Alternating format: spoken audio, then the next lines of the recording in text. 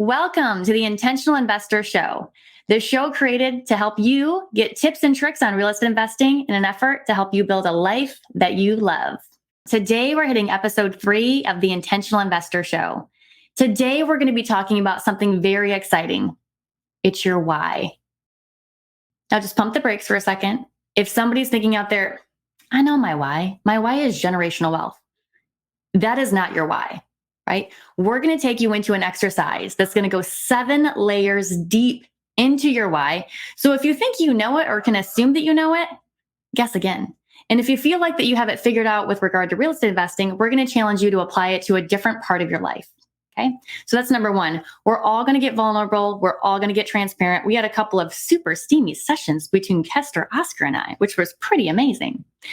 The other exciting announcement that we're going to share today is our brand new way and feature, which that shall remain unnamed until the end of the show, as to how we can collaborate and work together to help partner with you to achieve more deals, right? So we can do deals together. We can talk through the underwriting. We can help explain processes. And it's not just us 3.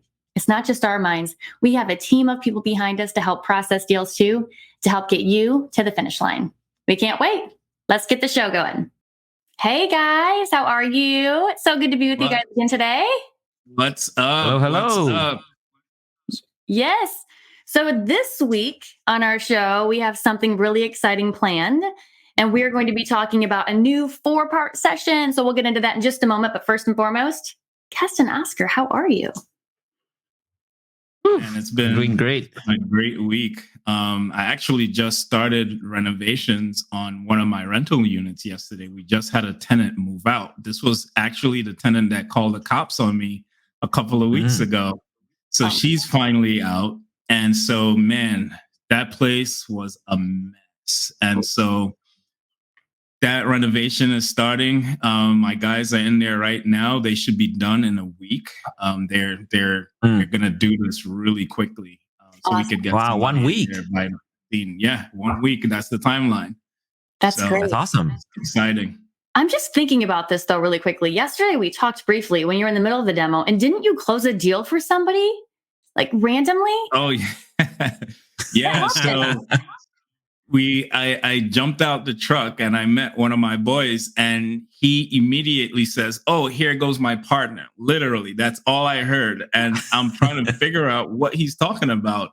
And there's a seller on the other line, and he basically needed me to explain subject to the seller because the seller was confused. And I basically closed the deal right there and then without even understanding the mechanics of what I walked into. But I was able to get amazing. From the seller That's phenomenal.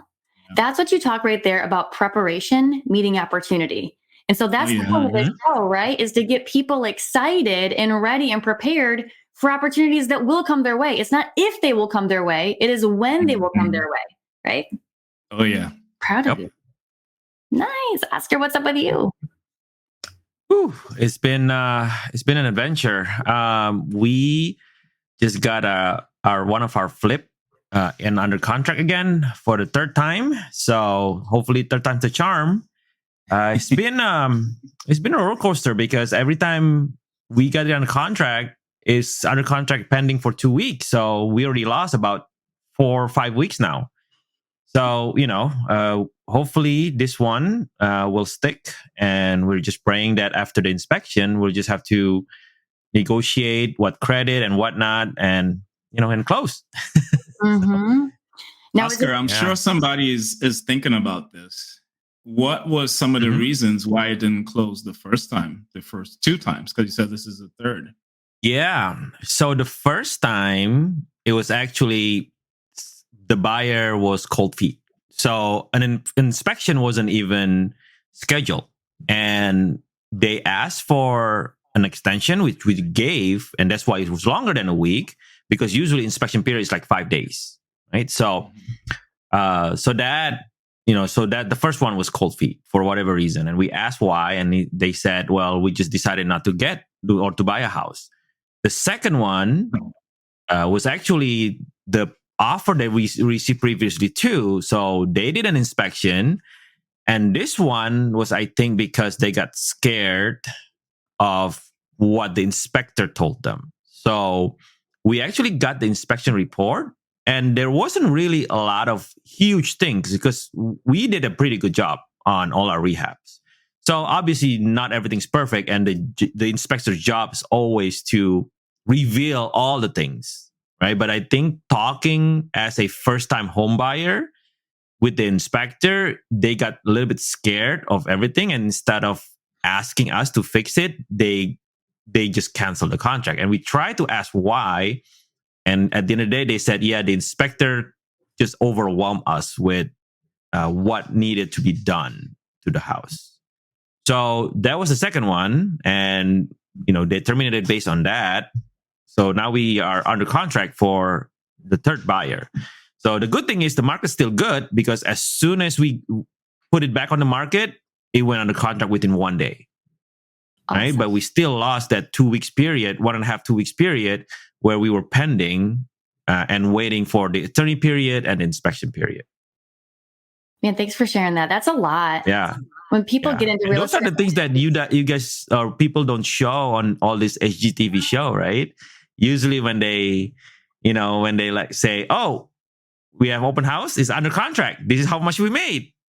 I didn't say this is like 6 months later after the contract was closed. So, No, those are the ones that people don't see.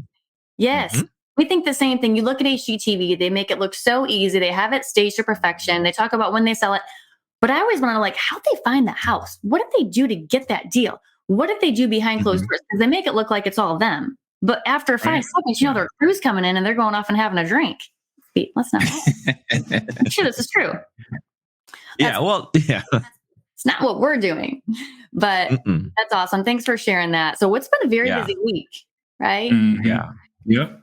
To give I want to make sure that you actually got some photos, Keston, for the before and after for that rehab, because I want to see it, and we should share it to people. Yeah, we'll definitely share it when we make that exciting announcement we got for later on. Woohoo! I'll be big. Yes. So we have a lot of really great things planned for the show today. So that is number one, right? So we're all doing good. We're all very, very busy. We actually had a contract fall through this week, which doesn't happen often, but with our tenants, just an unfortunate family situation that I don't feel comfortable getting into in the show. But sometimes families get in sticky situations with the law, and you just have to seek to understand as an investor. We don't put ourselves first; we put our clients first, and so that's why hopefully people keep engaging with the show, right? Because we are people that will always have a servant heart, and we'll put clients before ourselves in all that we do. Right? Enough said. That's awesome. Yeah. So this brings us to our next section. So what we're going to be talking about on the show specifically is we're going to be launching a 4-part series on building a firm foundation in real estate. So what does that mean? You can't build a business in real estate on rocky ground. It has to be something on a firm foundation. And so we believe 4 of those things are as described below. So our show today, we're going to be talking about our why, which before you assume that you know what the why is really about, just take a step back. We're going to go a little bit deep here in a moment. We're all going to be very vulnerable today, right, guys? But show number 2 is going to be on the how of real estate. Number 3 is the what. And the last one is the where. And these are all going to be very fundamental in understanding real estate investment strategies, how to start, when to pivot, right? And when to take a step back. Because I think in all of our stories, at the beginning of the show here, we had to take a step back and we had to pivot in some of these situations. Okay, so let's get to the meat of this, because I know people want to know, why the heck are we here today? Let's talk about our why. Dun, dun, dun. Ooh, Melissa, our why. And I know people out there are thinking like, oh my God, all these big gurus always talk about why and why this and why that. And it's really beaten to the pulp. But we're going a little bit deeper today that I think would be a really interesting conversation. So that would be like, I can't wait for us to get into that. So can we, and especially for me, I've been in this for, well, I've been an entrepreneur for more than I've been in real estate. And every time, I always ask my why. And the interesting is my why is always evolving too. Every time I go deeper and I understand more and more as I go into the entrepreneurship. So it'll be interesting to just, especially for someone who just started, like your why might be just, one level. When you go is you're gonna, kind of like discover it more and more. And hopefully we can kind of help you, discover it more, in early stages instead of later, right? Oh yeah. Your why is what keeps you in the game. So I just have a quick message for the audience, right? Because a lot of you guys out there might be thinking, I've done my why, I've dug deep. If you are thinking that right now, I really, really want to encourage you to take a step back, humble ourselves. Let's dig deep again, right? We're going to do an exercise all together. We're going to share kind of like our inside out on this show today, which is going to be exciting. And even if you're like, well, listen, I have my why figured out in real estate. What is your why in your marriage? What is your why in your parenting and your children? Deep. Right? And it's so deep because they all interact with each other. You can't have one without the other. So how does all of that connect back to one life, right? Like, how does your why for this, your why for that all come back to you and your purpose as a person? Absolutely. Oscar, do you have anything to share on that?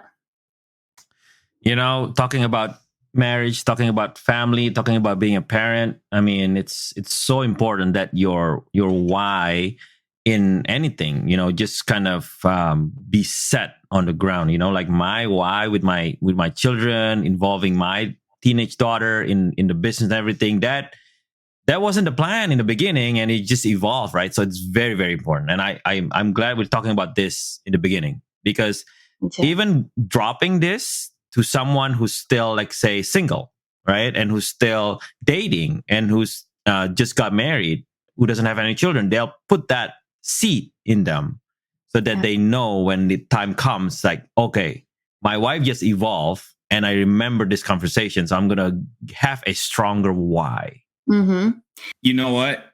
I'll just say this right now, and people might hate me for this, but it is what it is. If your why is because I want generational wealth, it's trash. That is not a why to have, because you borrowed that from every person who says that.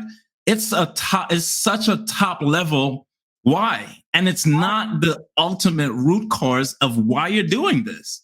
It is not. You don't even understand what generational wealth means, right? So we're going deeper into what why and why for your life, because why for me is different than why for you. So I can't wait to get into this. Yeah, this is going to be awesome. Okay. What's the other one, Melissa?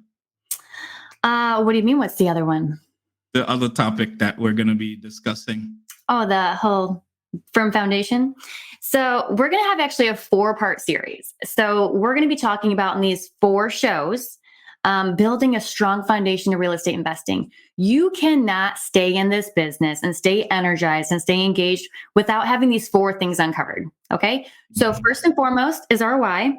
Number 2 is how you're going to get it done, and what habits do you need to break, or what is holding you back from achieving your best life. Show number 3 is going to be on our what, meaning what type of real estate do you need to invest in? What are your goals, and what vehicles are you going to use specifically to get there? And if I can just say, these guys, Keston and Oscar, they're like the king of kings, right? They're pretty good at knowing different real estate investment strategies if you have no money, nothing to start with. So we'll get into that. And then last but not least is your where. Where do you invest in? So different markets present different opportunities, and we'll teach you how to get it. Is that what you're looking for? That's awesome. Absolutely. Absolutely. I just wanted to give the audience a roadmap as to where we're going. So that's awesome. Cool. So let's get deep. Are we ready?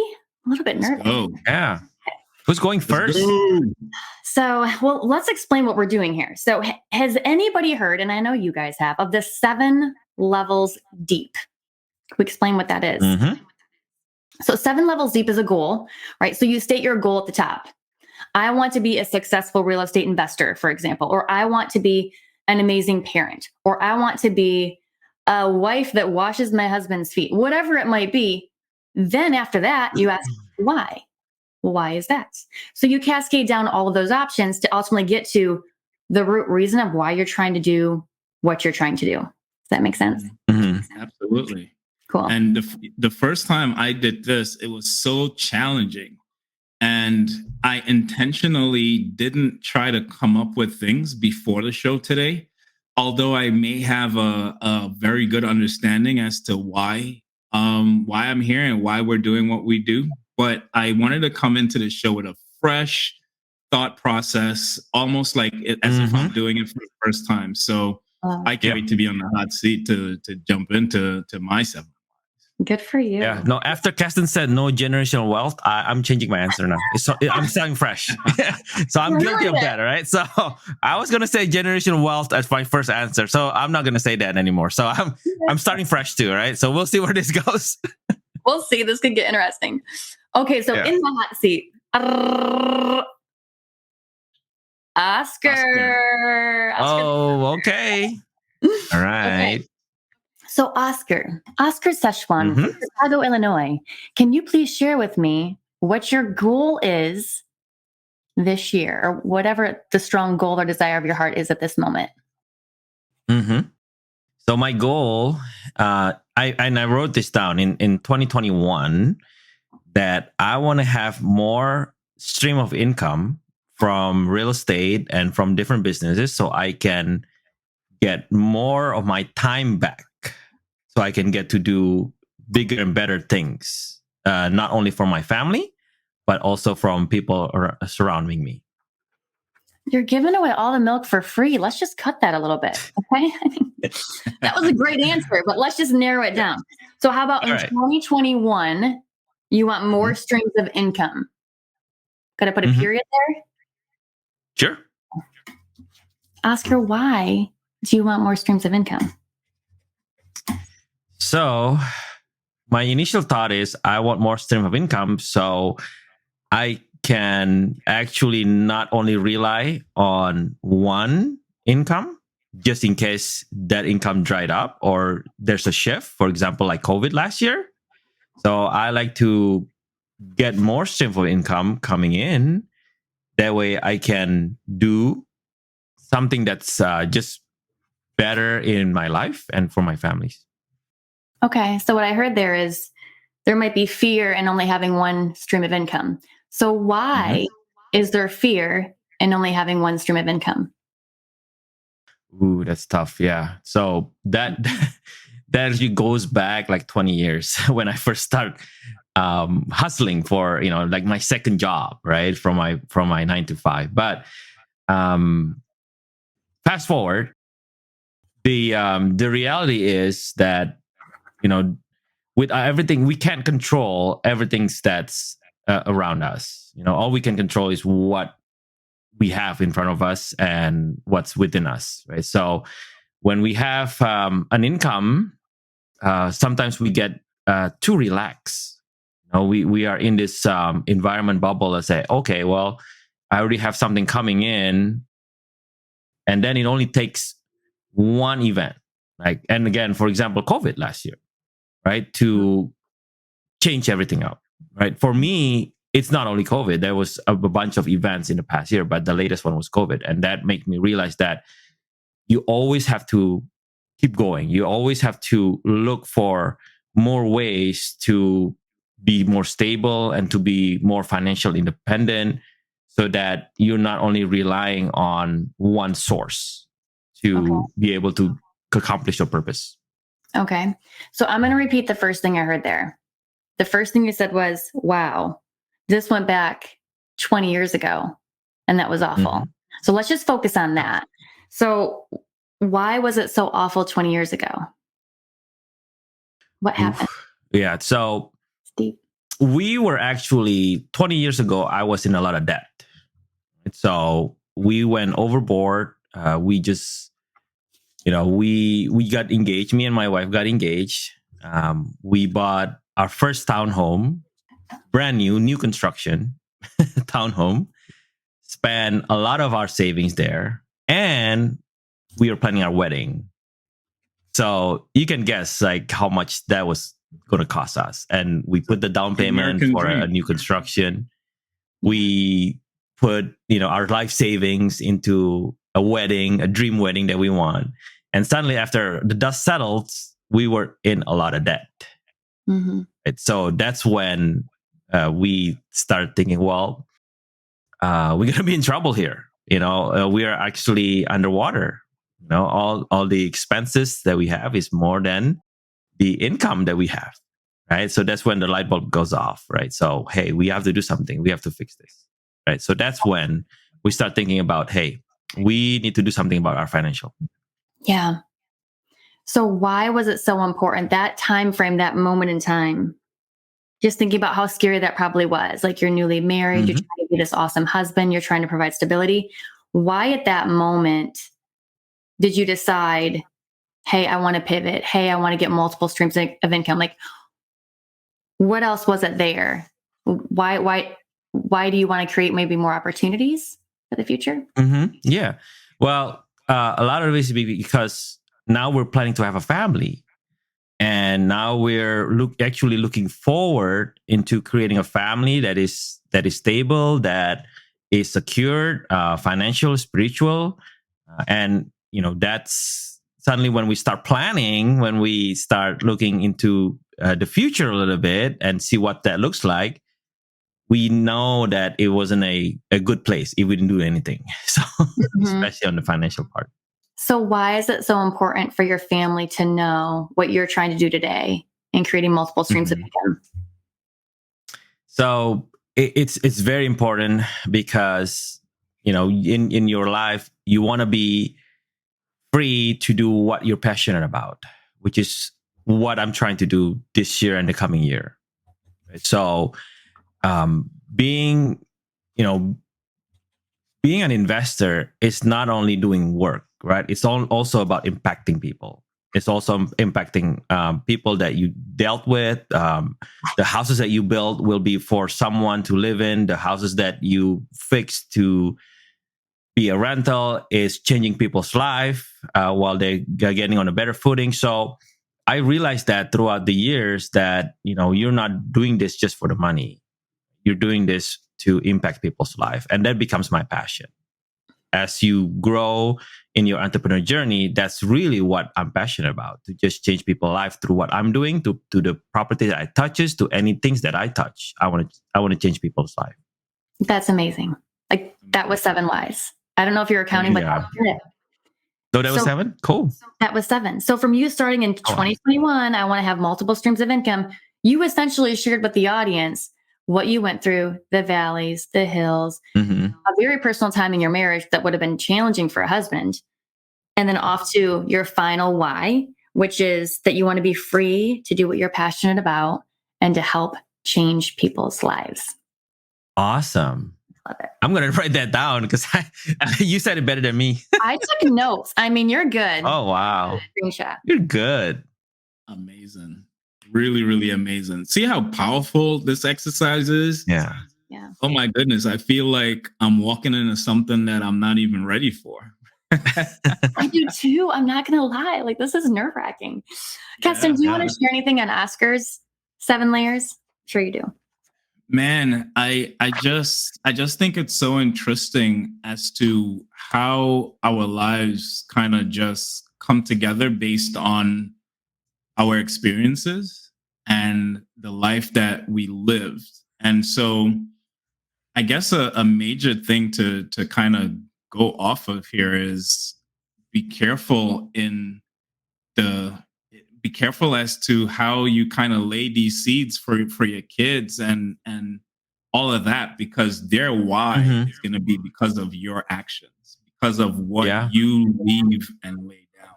And so that's kind of, that's huge. Like, hearing it just kind of gave me that story. So yeah, that's what I got. That's great insight. Awesome. I love it. Okay. Are we ready? On the hunt. Let's go. All right. So Keston Glasgow from Atlanta, Georgia. We're going to do the exact same, thing that we just did with Mr. Oscar. So are we ready? Let's do it. 7 layers deep. So Keston, what is your goal for 2021, or your goal or hope at the moment? To build generational wealth. No, I'm kidding. Player, no. Oh man. No, wrong answer. So my goal for 2021 is to replace my income. Well, not replace my 9 to 5 income, but to get to $10,000 passively, 10 to 15 passively by the end of 2021. Okay, so why is it so important for you to get $10,000 to $15,000 by the end of the year of passive income? Because that would definitely help my family in leaving our jobs and to be able to actually do some of the things that we're really passionate about. And so we're just trying to replace our 9 to 5 job with this income. Why is it important for you to be able to step away from the 9 to 5 job? To be able to do what we're truly passionate about. Why is that important to do what you're really passionate about? Because the passion itself is to help others and to be able to bridge the gap. I feel like right now I am digging so deep, paying a lot of money for education, a lot of sacrificial time, and like what we're working towards now. I feel like in my community growing up, in my culture, this level of information isn't really accessible. And so my passion is to come in, learn it, and to then give it to my community. I wouldn't say for free, but at a much more reasonable cost, or just to be able to help and bridge that gap. I hear you. So why is it important for you to share that education with others that may not have those opportunities where you came from? It's because I think that's where it starts. I think one of my goals is to have these in curriculums and in preschools, primary schools. Just understanding wealth, understanding money, how to use money, not breaking the cycles of credit card debt and that type of stuff. And I think when you have the education started from a very young age, that's the only way you could break a generational curse. And so that's my thoughts as to why. Okay. Wow. So here's your last why. Why is it important to impact kids to break the curses of generational wealth? Because this has to pass me. It has to pass my son. I want to be able to. I wouldn't live to see the impact that I want to have on this earth. And just like Martin Luther, just like a lot of people who've done it before me, it's super important because I think we, at being an African American, we weren't dealt the cards easily. The set of cards that was given to us, it just wasn't handed over. And so I want to help and contribute to society in leveling up that unfair start to the life that we got. And so it starts with me. It starts with people in this community that we're building to be able to pass it down and pass it down and pass it down, so that the lives of newborn people, newborn kids, it would be normal. Kids running around asking each other, "How many rentals do you have?" Yeah. So that's where it comes from. I love it. You just did it. That was your 7th why. And from what I heard was you want to break the cycle of poverty or, increase diversity and wealth, right? Because the deck of cards that you were handed as a kid growing up was not the same as somebody you felt like was an uneven playing field. And so you want to level it up for all and create essentially more opportunities. Am I incorrect, or does that sound right? No, that's absolutely it. Just, you said it perfectly. Awesome. I'm proud of you guys. That's amazing. That's really hard. Generational curse. Mm-hmm. Yeah, I mean, when you think about it, it goes really deep, right? Like for me, I love reverse engineering things. And so when you think about how this society has been, the messages is put out there, it's not always just, it doesn't just start with you should do this, you should do that. It starts subliminally in the cartoons, in the schools, in all of these things for kids. And that's how they're shaped. And so if we're able to put some of these, the lessons that we're learning and make it more digestible, even for kids at a very early age, then that's all they're going to know. You know, it's almost like engraving it in their mind. If you go to Afghanistan, a kid knows how to use a gun because they're around it. That's all they know. And so my goal is to make that gun wealth conversation. Just and so that they'll be able to use their gun of understanding wealth. You want to create financial snipers. That's what you want to do. Yeah, there it is. Hey, can I be a part of that? Like when you launch the educational system for kids K through 5, I would love to be a part of that. I mean, absolutely. And you want to hear the funny thing or crazy thing or just how God aligns things? You dropped it last night. My little sister, she writes curriculums for kids right now. No. Wow. She writes curriculums. And so we've had this conversation. I told her I'll be probably 2 years out from now because I'm still learning a whole lot. And so once I get to a point of being where I need to be, then I switch gears and I meet with her and we start writing these curriculums out. I love that. Preparation meets opportunity. Absolutely. That's where the money is. That's what it's all about. Can't wait for that book. Yeah. So I think we're all out of time today. So we're going to wrap up this show. We don't need to do me. Do we need to do me? We're good. Absolutely. What are you talking about? Absolutely. Look at you somebody trying to get away. Melissa.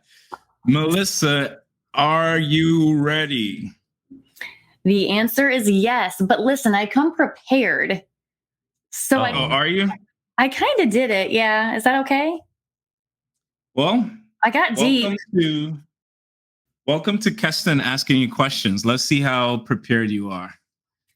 I'll grab some paper and really good, make notes myself of your whys. This is going to put a twist on this. Oh yeah, you know it. We're not going to end as I planned, but that's fine. Okay. So Melissa, tell us about your why. Okay. So my why not my why, my goal. Your goal, sorry. So my goal is to be a successful real estate investor. Period. And why is that? Because I want to be a positive light to my kids and my family, and I want to impact people in this world. And when you say be a positive light to your family, what do you mean by that? So I really want them to feel like they have unconditional love and support in our home so that they can live their highest potential in what they do through building a firm foundation at home. And unlimited love and support, where does that desire to give them that come from? So I think it comes from how I was raised. Right. So I had a mom and a dad and 2 sisters. And I know for a fact, I was always loved, but I didn't feel always supported in what I did. I didn't always feel accepted in what I did. And that came down to, mom and dad divorced at the ripe age of 13, which is perfect timing with all the things happening. Wow. Yeah. And, my 2 older sisters had moved out of the house 10 years ago. They're 10 years older than me. So I was kind of an only child. So I'm kind of a firstborn in a way. So I think that's really important for me to provide that to my kiddos. That acceptance. How did your parents getting a divorce, your older sister's leaving. How did that affect you? It was kind of a sense of abandonment a little bit because I didn't really know this at the time. It was years later, but as my mom and dad had separated, my dad kind of moved on to another life. And he's like, I don't need all the time, to see her, even though he was going to reach out now and then. So in a way, you ask yourself, like, am I not good enough? Like, why wasn't I good enough? Why didn't you want more time? And what did that do for you? Like, did you lash out? Were you doing things that may have been, some may see as wrong? Like, what was your life like because of that? No, I think I went the opposite direction. So I sought perfection in everything it did in an effort to try to please and to perfect who I was and to be good enough to earn the time with those that I loved. Because at times I just didn't feel like worthy enough, which is kind of what brought me to my relationship with Christ. Because I know that that's not true. And how long did that take? In like from going from that place of not feeling worthy enough to meeting Christ and having that answered? Because there are many people, especially females, who would go through that sense of abandonment and look for that in other males. So how long did it take, or even liquor or drugs and parties and things like that, right? So what was that period of time like right there? And how did you end up kind of coming to Christ through it? So, and I say this wholeheartedly, like, I didn't do any of those things. I was staying far away from the guys. I was staying far away from drugs. I walked a straight line. Oh. I got into basketball. I got into volleyball. I busied myself with all of the jobs. I was so I was 13 when it happened. 14 and 15 was kind of like, okay, this is settling in. At the same point in time, a few of my friends, their parents had also went through divorces. So I wasn't alone. And then in that time, I just kept busy. That's how I dealt with it. I just kept busy. You are a unicorn, Melissa. Definitely a unicorn. I haven't met a lot of people like you that have made it out in without many bruises. But we go back to the whys as to why you were trying to provide this for your family and for why this is so important in your household. And it's to provide this sense of love so that they didn't feel what you feel. And so do you think that it could now have an adverse reaction on them where when there's a lot of something present, they end up doing the opposite? Maybe. Do you have a thought? Like, has that ever ran through your mind? So is the question, like, if I put them in this perfect box and create this perfect situation around them, will they then kind of run away and not run away, but yeah, it's like, why do good people always want to be with a thug or somebody bad? I can get thugs. I mean, there's nothing wrong with that. Shout out, you know who you are. Just kidding. So about that, I totally agree. But this is where I think our faith and my firm foundation in my life matters, because I can't control what they're going to do and how they're going to screw up and how they're going to make mistakes. In fact, I kind of shepherd it while they live under my house, because we can coach to that. We can encourage that. We can reset boundaries. I want them to make those mistakes here, because once they get in the real world, you lose some of that control.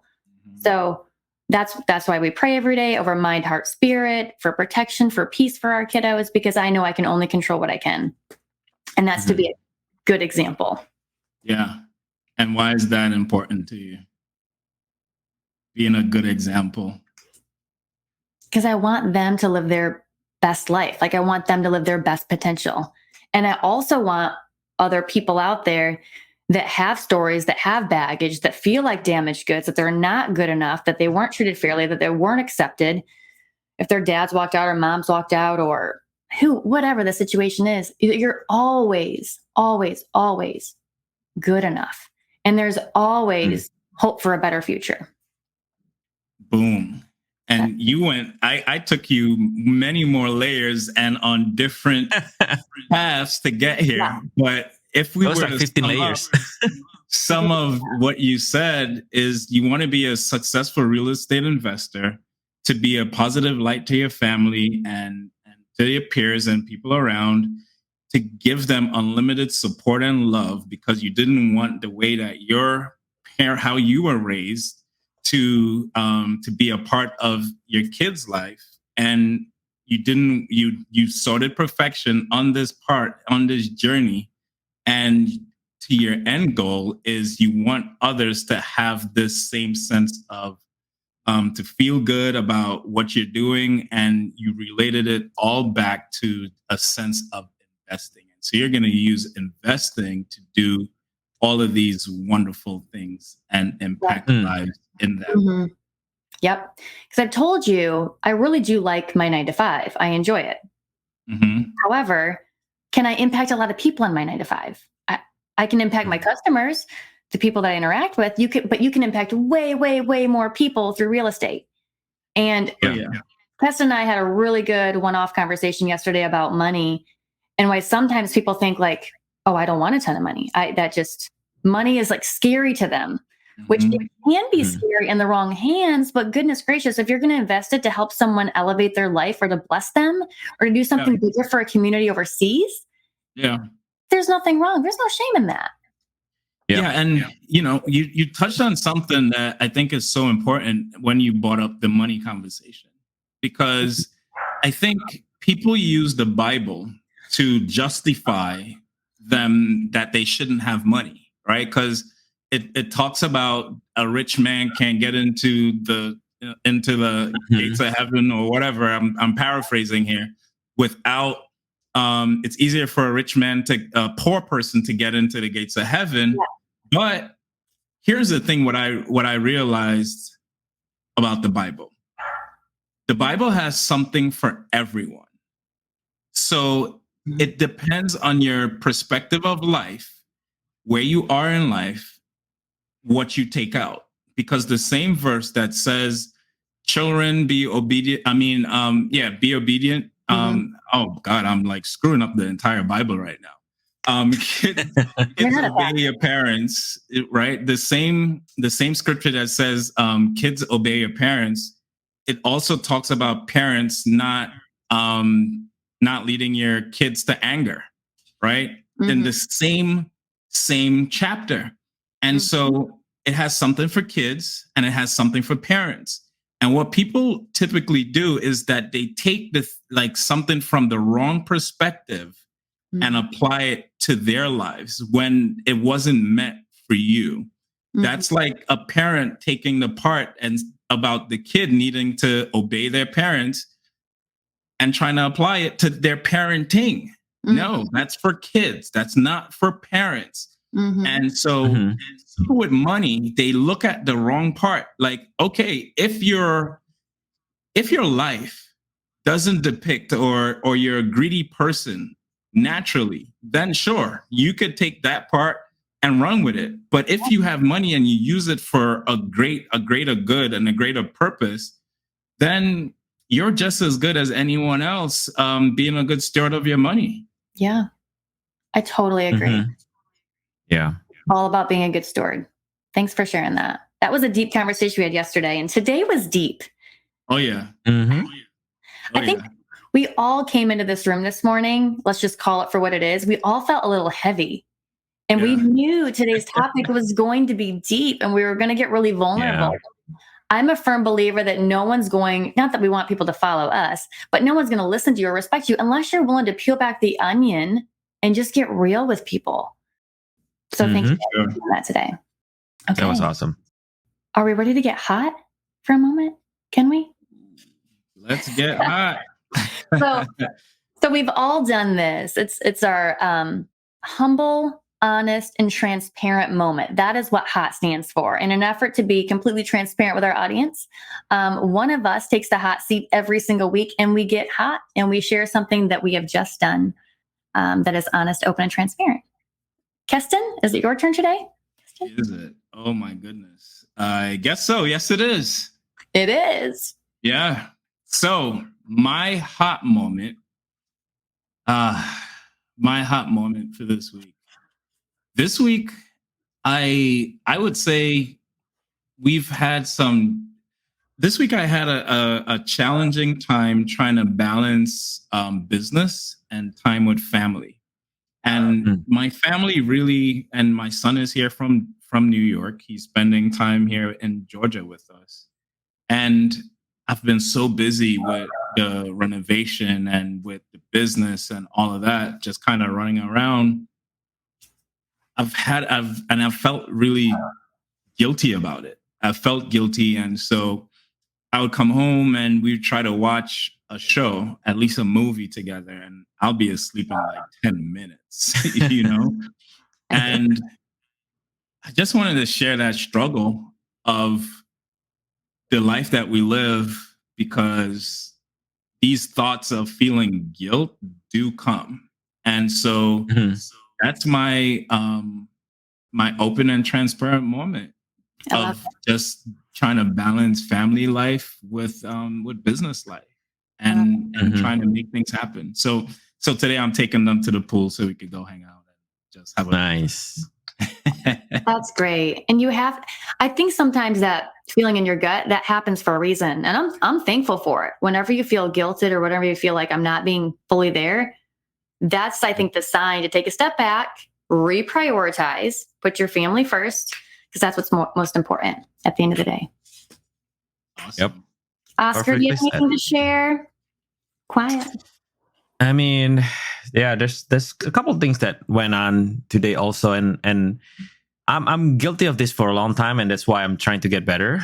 We have a lot of people, other wholesaler, other investor reaching me out and trying to get my advice and trying to JV and see if I can underwrite their deals. And a lot of times, things get in the way, and my business gets in the way, and all of those things. So I kind of dropped the ball, right? So this a lot of times I didn't even see their text. I even didn't see their email until like 24, 48 hours, and by that time it's already passed, right? It was sometimes it's an urgent thing that they need to underwritten before the seller moves on and things like that. So I always struggle with that because I always want to help people, but at the same time I'm juggling family and I'm juggling my business too. So it is my challenge this year to be better. And when I said that, to create a system and to work with people like you guys, like Keston and Melissa, to get all the resources to get these people taken care of, because there's a lot of things that we can do. We have a lot of expertise, and people are coming to us seeing that we're genuine and we're really trying to help, but really I need to create a better system to be able to help them. So, I love it. Yeah. Are you leading us into our exciting announcement? Is that what you're doing? Yeah. Should we say that right Wheel on now? the line. Let's bring the banner. Can we do it? Let's do it. All right. So here. This is one of our 3, goals. 2, 1. Ta-da! So what you see before you is a website below that's called nodealsleftbehind.com. And they might say, well, what is that? Nodealsleftbehind.com is a place that you can go and you can submit any of these properties that you think are great opportunities, that you think, gosh, I wish I knew how to close this, or I wish I knew how to structure this deal, or shoot, I don't have any money, but I know that this is a deal. You send it here. There. You send it there. One of us or a member of our team, we have a whole process and pipeline in place, is going to take care of you within 24 hours, hopefully within 2 hours. And we're going to field the deal. Guys, want to tell me more details? And that's the key there, right? That's why we name it No Deals Left Behind. And I bought that domain like a while back because I know that that's my own struggle. That people will come to me and people will say, hey, can you help me? And I would help. I would try to help. I would have a conversation, but then nothing happens. And a lot of times I drop the ball because, hey, they don't know what to do. They're asking for my help while I'm actually expecting them to do something. And I realized that we have to do something. We have to guide them. We have to go through it with them because that's why they're coming to us. So that's why I bought nodealsleftbehind.com. And I love, working with you guys, setting up a system, setting up a team. So we never have to drop any deals, and we can help people close more deals. Sweet. Keston? Yeah, no, guys, if you need help locking up contracts or getting a deal across the finish line, hit us up, nodealsleftbehind.com. Yep. It's pretty straightforward. You guys know our why. You know what we're all about. You know the character of our heart, and we will get it done. We will get it done. And it's not just us three. There's a team of people behind us. So if we're, let's say, working on a deal, or if I'm working in my 9 to 5, we have a couple of folks that can help you. So anything else? No, I think we're good to take us out. All right. Guys, thank you so much for joining the show today, the Intentional Investor Show. It has been a pleasure. Round of applause for you guys for getting real today. Awesome. Woo. Have a good one, guys. Peace. All right. Peace. All right.